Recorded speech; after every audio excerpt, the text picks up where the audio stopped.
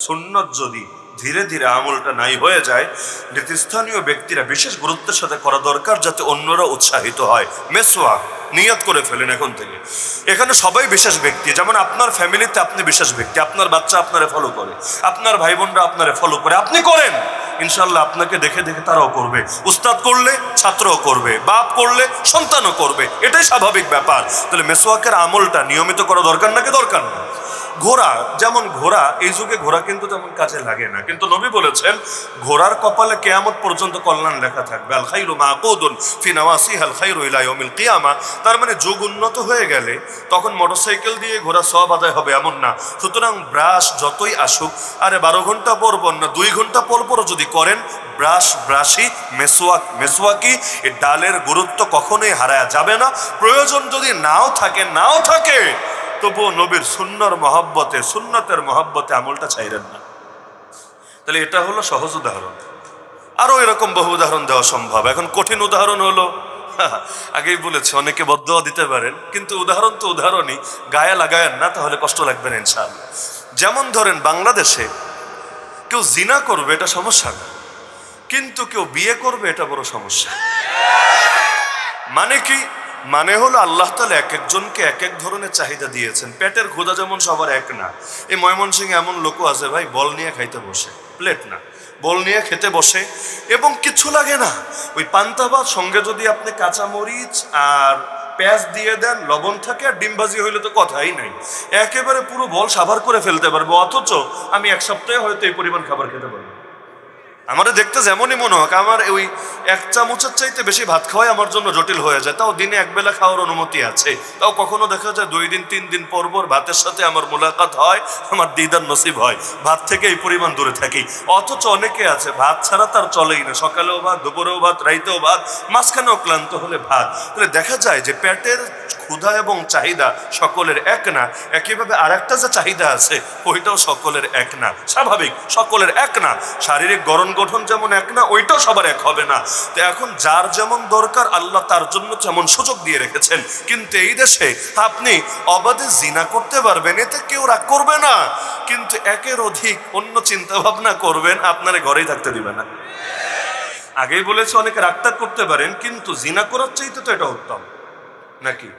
আপনার আখিরাতে আপনাকে যেতে হবে, আপনার তাকওয়া আপনাকে হেফাজত করতে হবে, এটা চূড়ান্ত কথা। কারণ আপনার জাহান্নামে গিয়ে অন্য কেউ ভাগ বসাবে না, আপনার কবরে আপনার দায় অন্য কেউ এসে নেবে না। সুতরাং আপনি যদি মনে করেন আমি আমার তাকওয়া রক্ষা করতে পারছি না, আমার দ্বারা জিনা হয়ে যাচ্ছে বা হওয়ার আশঙ্কা দেখা দিয়েছে, তাহলে ইসলাম কি বলে? বিয়ে কিন্তু সবসময় সুন্নত না, বিয়ে কিন্তু কখনো হারামও হয়, কখনো ফরজও হয়, কখনো ওয়াজিবও হয়, কখনো মাকরুহও হয়। স্বাভাবিকভাবে সুন্নত, কিন্তু ক্ষেত্র বিশেষ কিন্তু এর বিধান চেঞ্জ হয়ে যায়। যেমন একজন অবিবাহিত ছেলে, সে জানে সে জিনায় লিপ্ত হয়ে যাবে, নিজেকে আর সামলাতে পারবে না, ওর জন্য বিয়ে করাটা কি সাধারণ সুন্নত? আলেমদের থেকে ফতোয়া নিয়ে সাধারণ সুন্নত না, বরং ওর জন্য এর চাইতেও বেশি, যদি নিশ্চিত থাকে যে জিনা হয়ে যাবে, ওর জন্য ফরজ। যদি নিশ্চিত না, তবে প্রবল ধারণা আছে, ওর জন্য ওয়াজিব। আর স্বাভাবিকভাবে বিয়ে করলেও চলে, করলে একটু আসান হয়, না করলেও খুব একটা সমস্যা না, নিশ্চিত জিনায় লিপ্ত হবে না, ওর জন্য সুন্নত। তো বিধান তো সকলের জন্য এক থাকে না। আরে একাধিক বিয়ে কারোর জন্য নাজায়েজও হতে পারে, কারো মাথায় এমন সমস্যা, ওই এক বড় হকি আদায় করে না, আর 2টা 3টা হইলে তো আর কোনো আর খবরই থাকবে না। তাহলে বাচ্চাদের ক্ষেত্রেও, বাচ্চা 2টা হলেও বাচ্চার মধ্যে ইনসাফ জরুরি। জানেন না, বাচ্চা যদি 2টা হয়, বাচ্চার মধ্যে ইনসাফ জরুরি। যদি ইনসাফ না করে কিয়ামতের দিন আল্লাহর কাছে ধরা খাবে। যেমন হাদিসে, বুখারীতে হাদিস আছে, সাহাবী নোমান বিন বাশির রাদিয়াল্লাহু আনহু হাদিস, সেখানে দেখা যাচ্ছে যে তার বাবা চাচ্ছে একটা সন্তানকে অনেক বিশাল দান করবে, তার বিশাল বাগান টাগান আছে, এক সন্তানরে দিয়ে দিবে, আরেকটারে দিবে না। তো বউ রাজি না, মানে বাপের বউ যে, অর্থাৎ সন্তানের মা রাজি না। এখন নবীর কাছে বিচার নিয়ে আসছি, ইয়া রাসূলুল্লাহ, আমি আমার পোলারে আমার মাল দিতে চাই, আমার বউ তো মানে না, তো বউ বাদ, আপনারই সাক্ষী বানাইলাম, মানে বউ সাক্ষী লাগবে না, আপনারই সাক্ষী বানালাম, আপনি এ ব্যাপারে সাক্ষী থাকেন, আমি আমার অমুক বাচ্চাটার এই মালগুলো দিয়ে দিলাম। নবী বলেন, আচ্ছা তোমার কি আরো বাচ্চা আছে? হ্যাঁ আছে। অন্যদেরকেও দিয়েছো? না ইয়া রাসূলুল্লাহ, অন্যদেরকে দেই নাই, ও আমার বেশি প্রিয়, জন্য ওরে দিয়ে দিচ্ছি। নবী বললেন, এই জুলুমের ব্যাপারে আমার সাক্ষী বানাইতে আইসো না, বরঞ্চ ইত্তাকুল্লাহ ওয়াদিলু ফি আওলাদিকুম, বুখারীর শব্দ, ইত্তাকুল্লাহ ওয়াদিলু ফি আওলাদিকুম, আল্লাহকে ভয় করো, বাচ্চাদের ব্যাপারে সমতা রক্ষা করো। তাহলে বাচ্চাও যদি দুইটাও হয়, সমতা জরুরি নাকি জরুরি না? আজকাল তো আবার এমন হয় বাচ্চা দুইটা, তিনটা, চারটা, একটারে দিছে মাদ্রাসায়, বাকিগুলোর স্কুলে, যেটারে মাদ্রাসায় দিছে ওইটারে গুনেই না, ওইটার জন্য পয়সাও খরচ করতে রাজি না, এটারে মানুষের ক্যাটাগরি মনে করে না। কেন? কারণ যেই গরুরে আদর করলে ভালো করে দুধ পাবে, ওই গরুরে না আদর সোহাগ করবে, কিন্তু যেইটা থেকে দুধের আশা নাই, তাহলে ওইটারে পাইলে পয়সা কি করবে? হয় না এমন? বহু অভিজ্ঞতা আছে, আমরা যদি শিক্ষকতা করি বহু রকম কারগুজারি আছে। একই ফ্যামিলি স্কুল কলেজে যেটারে দিছে মাথায় তুলে রাখে, আর মাদ্রাসায় যেটারে দিছে এটারে মানুষে মনে করে না, এটারে নিজের বাচ্চাই কেমন জানি মনে করে না। বিশাল বৈষম্য, ফ্যামিলির মধ্যেও সাম্য থাকে না, বিশাল বৈষম্য। তো একাধিক বাচ্চা হলো সমতা ফরজ নাকি ফরজ না? এটা সুন্নাত টুন্নাত না, একেবারে ফরজ। ফরজ নাকি ফরজ না? অবশ্যই ফরজ, ইনসাফ।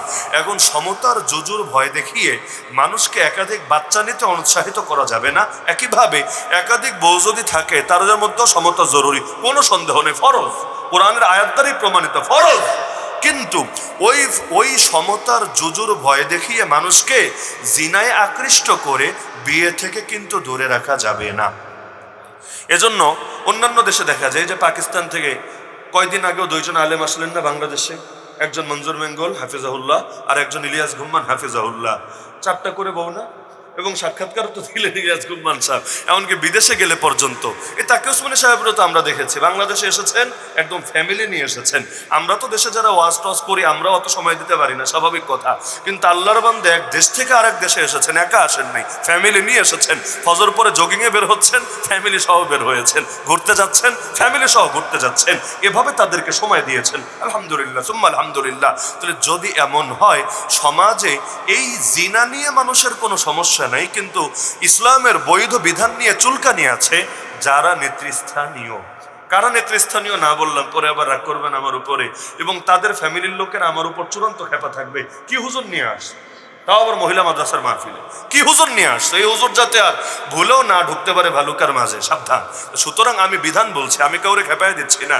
আপনারা পর্দার আড়ালে যারা আছেন খেপেন না যে আমাদের স্বামীরা হুজুর উস্কে দিচ্ছে কিনা, আমি উস্কে দিচ্ছি না, আমি স্বাভাবিক বিধান বলছি যে যেখানে প্রয়োজন থাকবে সেখানে এই পরিবেশটা অন্তত এই দেশে করা দরকার। দুইটা পরিবেশই করা দরকার। এক নম্বরে যারা জিনায় লিপ্ত হওয়ার আশঙ্কা আছে তারা যাতে শরীয়ত মেনে একাধিক বিয়ে করতে পারে, তবে একাধিক বিয়ে করে টাল্টি বাল্টি করবা, একটারে পায়ে আর একটারে আবার বইলা যায় সদর বদর করবা না। এটার ব্যাপারে সামাজিক এমন সচেতনতা লাগবে, সেটা পঞ্চায়েত আছে, সালিশ কমিটি আছে, আলেম ওলামারা আছে, মুরব্বীরা আছে, একেবারে বাইরে আলিফের মতো সোজা করে ছাড়বে। যদি একাধিকটা করো একাধিকের হক আদায় করবে, এভাবেই করবা, না হলে নতুন একটারে পায়া পুরানটারে বইলা যাবা, অথবা পুরানটা চাপে পড়া নতুনটারে ছাইরা দিবা, এটার কোনো সুযোগ নাই। তবে গোপনে বিয়ে করার কোনো অনুমতি ইসলামে নেই।